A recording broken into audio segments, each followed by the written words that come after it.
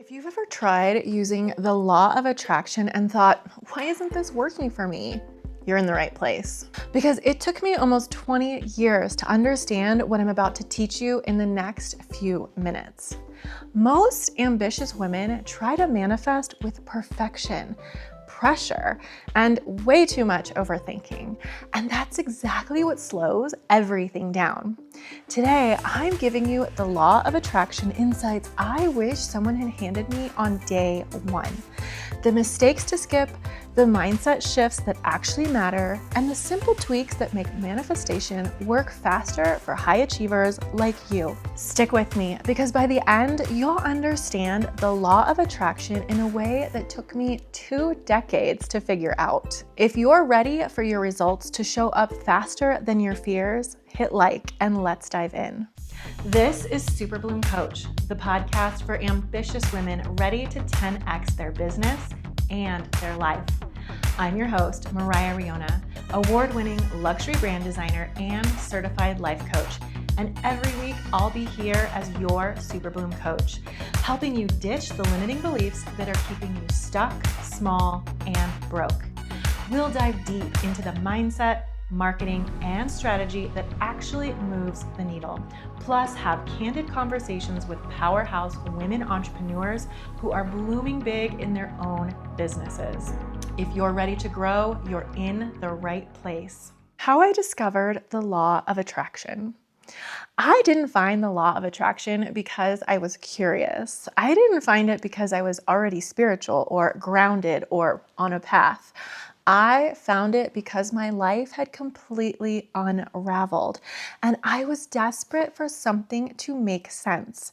I was in my early 20s and my life looked nothing like I thought it would. I had always been the overachiever, top of my class, straight A student, the one everyone assumed would be successful.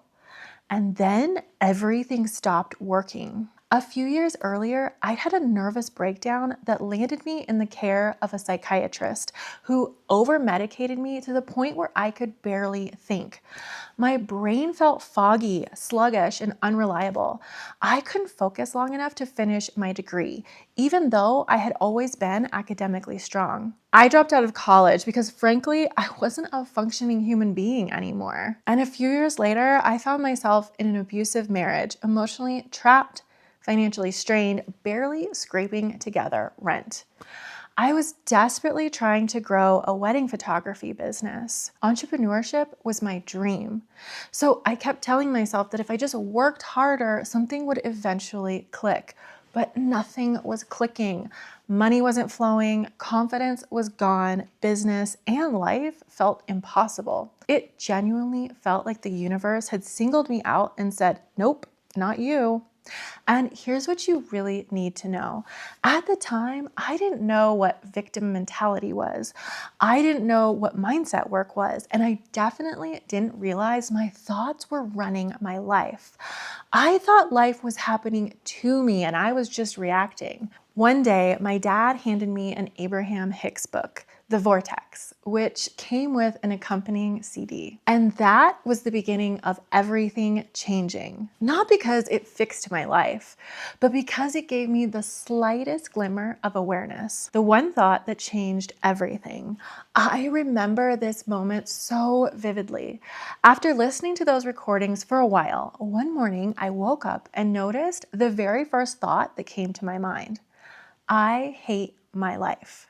That was it. It was automatic, but it wasn't emotionless. It felt heavy, painful, and way too familiar. And what shocked me wasn't the thought itself. It was the realization that I had been thinking that every single morning on autopilot for months, maybe years. That thought had been running my life in the background.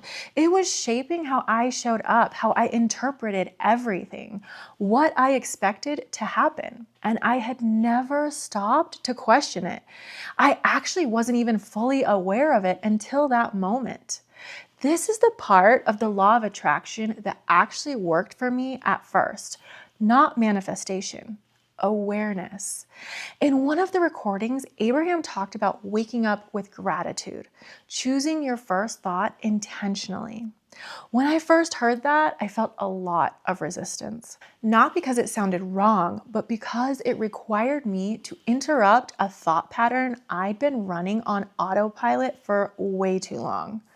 Gratitude felt unfamiliar and honestly harder than I expected, but I tried anyway. At first, I could barely come up with one thing. Then, after a few mornings, one became two.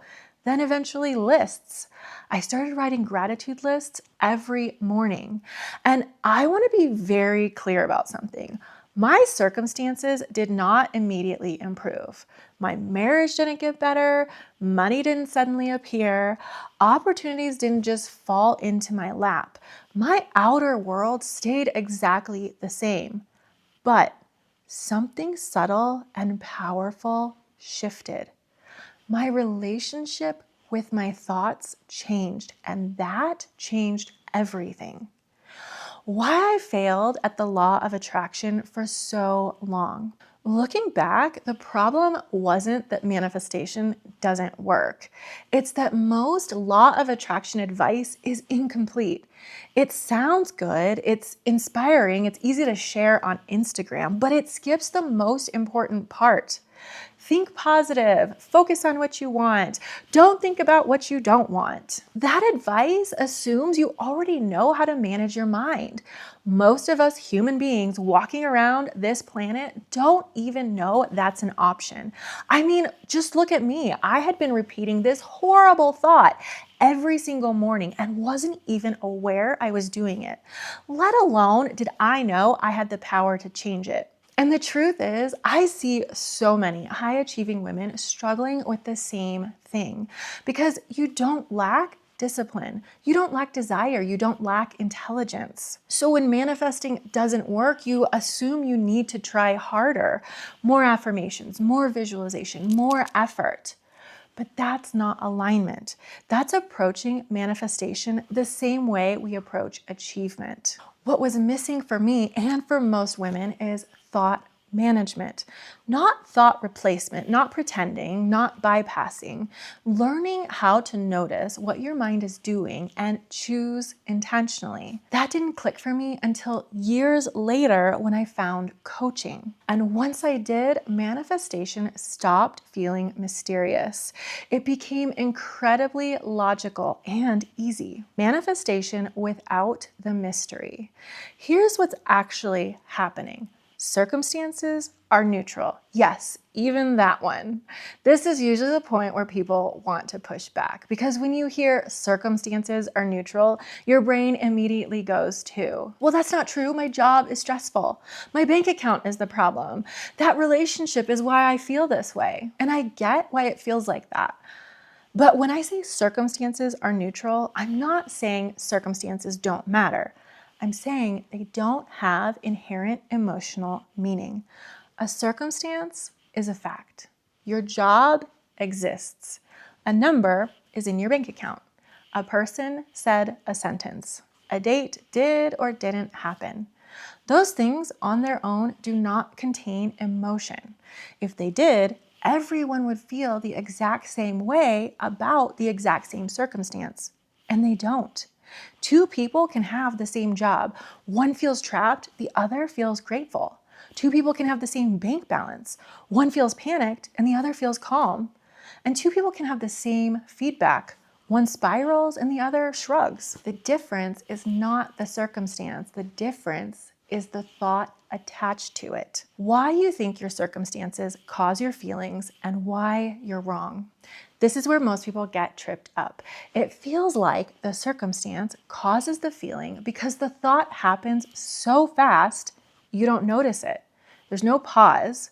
It looks like email, anxiety, bank account, panic, calendar, dread. So your brain naturally concludes, see, that thing made me feel this way. But what actually happened was circumstance, thought, feeling. You just skipped over the middle. The thought is quiet, automatic, unquestioned. It sounds like, this shouldn't be happening. I'm behind. This means something is wrong. I can't handle this. Those thoughts feel like facts. So the emotion feels inevitable. But inevitability doesn't mean causation. It just means the pattern is really well rehearsed. Your thoughts are the bridge between your reality and your experience. This is the piece almost no one explains clearly. Your lived experience of life is not created by reality itself. It's created by your interpretation of reality. The thought you have about a circumstance creates a feeling in your body. That feeling drives your actions, what you do or what you don't do. And those actions or inactions create your results. That's what's actually happening. Not magic, not vibes, not coincidence, cause and effect. This is why two people can experience the same external world and create completely different outcomes. And it's also why trying to change your life without examining your thoughts feels exhausting. You're working on the outcome instead of the source. You're trying to change the effect instead of the cause. This is why just think positive never works. And it's where law of attraction advice often breaks down. Because once you hear thoughts create reality, the natural response is, okay, then I'll just think better thoughts. But that doesn't work if you don't know what you're already thinking. You can't override a thought you haven't identified.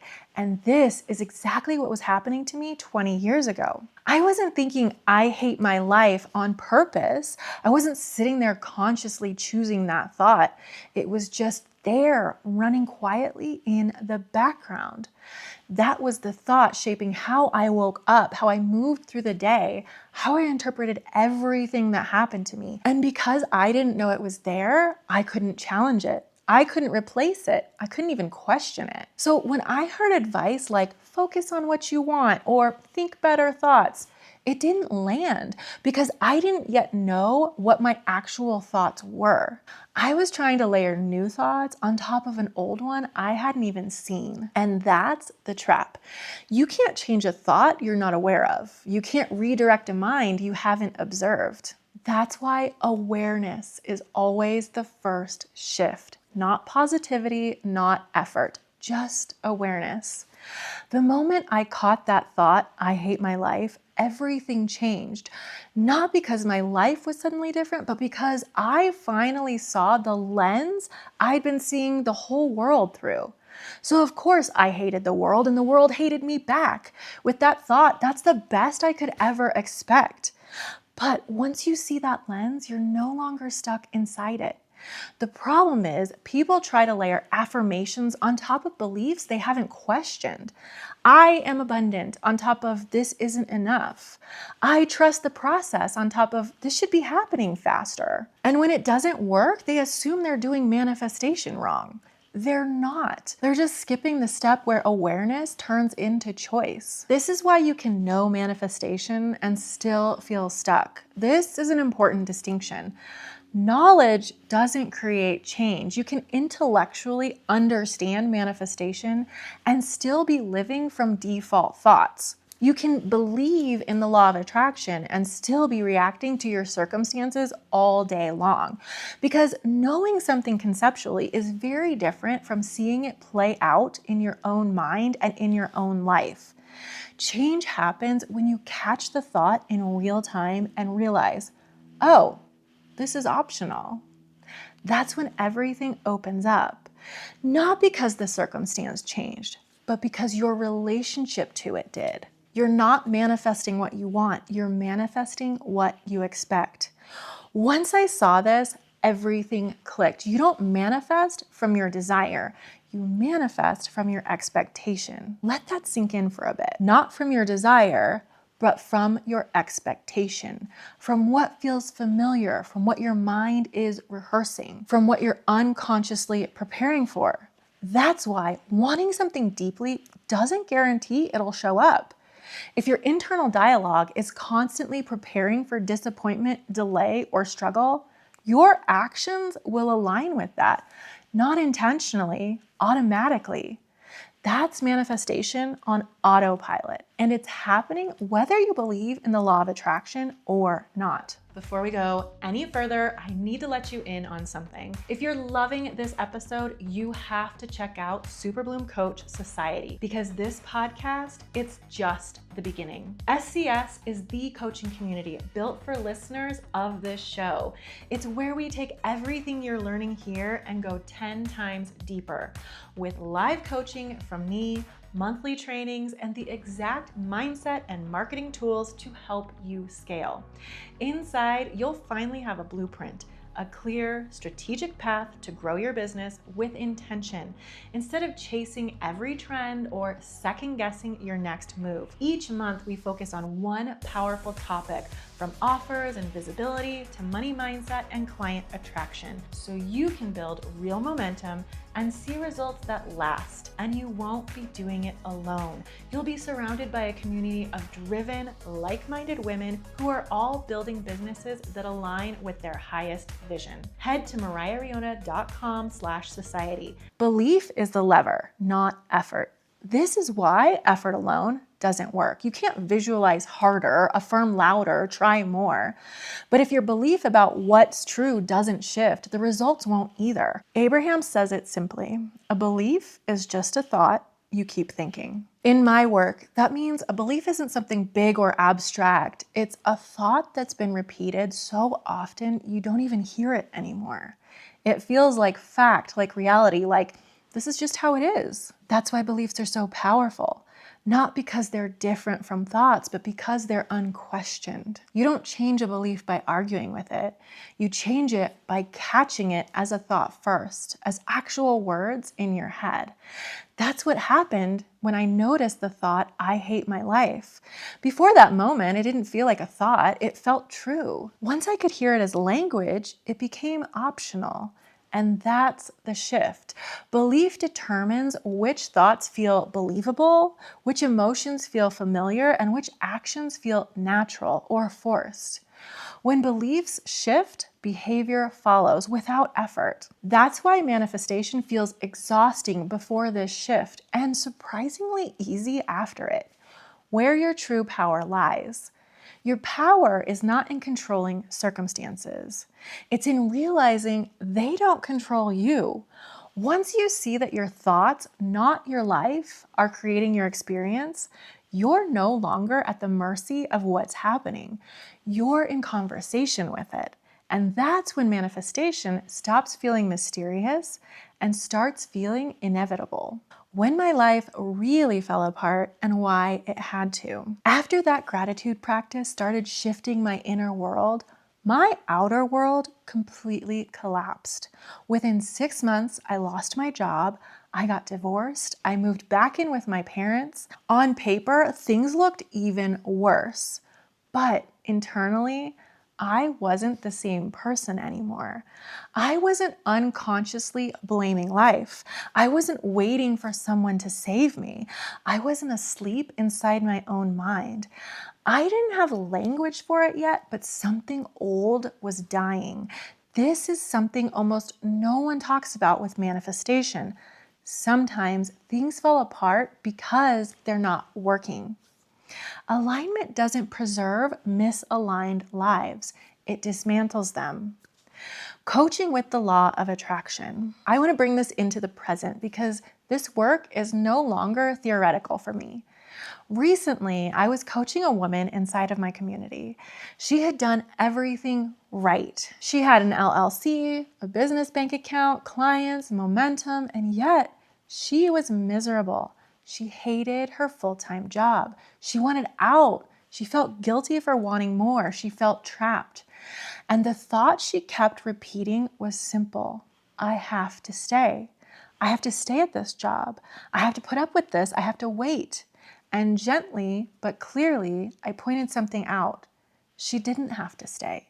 She was choosing to stay.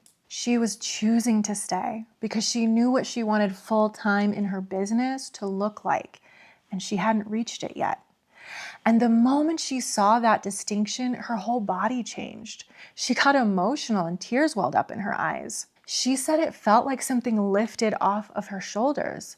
Because when you believe you have to do something, you give your power away. When you realize you're choosing it, you take it back. And that's where manifestation shifts. Not because the job changed, but because she did. How to create lasting change with the law of attraction. This work doesn't happen in cute Pinterest quotes or perfectly curated vision boards. And it rarely happens in isolation, because most of the thoughts shaping your life are the ones you don't hear until someone else helps you slow down enough to notice them. This is why one of the fastest ways to actually understand the law of attraction is to work with a coach. Not because you can't do this on your own, but because it's hard to see your own thinking while you're still inside of it. Real change happens in real moments. When a thought surfaces, an emotion hits, and you're guided to choose differently in real time. Awareness is the first domino, but integration is what makes it permanent. And learning how to work with your mind consistently with support is when manifestation stops feeling mysterious and starts feeling inevitable. That's not because you change who you are. It's because you finally see what was running the show. Nothing is wrong with you. You were never bad at manifesting. You just weren't taught how to manage your mind. And once you are, everything changes. If you are done guessing and ready to grow your business to 6 figures, check out Super Bloom Coach Society. You'll be coached by me inside a focused community of women entrepreneurs committed to clarity, consistency, and real momentum. Go to mariahriona.com/society or click the link in the description below. I can't wait to coach you inside.